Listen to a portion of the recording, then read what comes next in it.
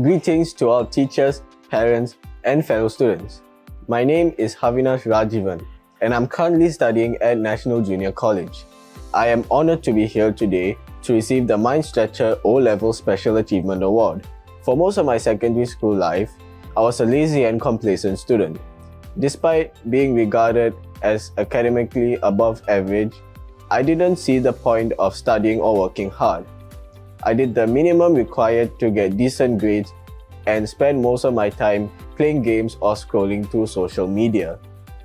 This changed in secondary 3, when I saw my A's in strong subjects such as maths and sciences turn into B's and sometimes even C's. While these grades might not sound terrible, my school papers for Sec 3 were set at an easier standard than O-levels.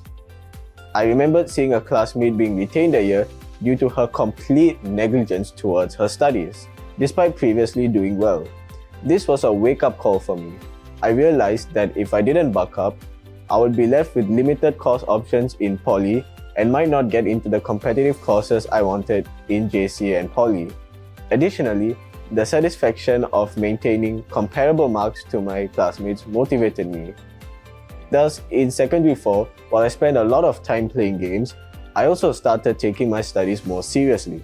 I looked up to my friends who aimed to get into rather prestigious JCs such as Nanyang, Eunoia, and Temasek. Although my goals were more modest, I still wanted to achieve a high L1R4 and L1R5 to have the freedom to choose any school or course I desired.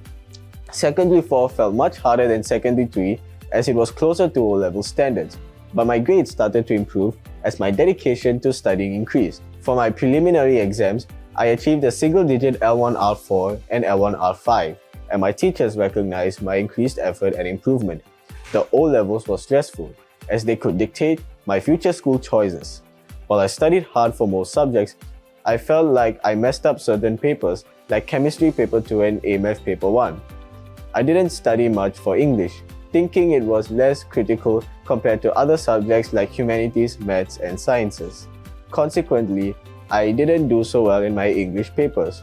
Before the O-level results were released, I expected to get around 12 points for my L1R5, which would be enough for a neighborhood JC or the polytechnic course I was aiming for. However, I ended up getting 8 points and decided to take the JC route as it aligned better with my learning methods.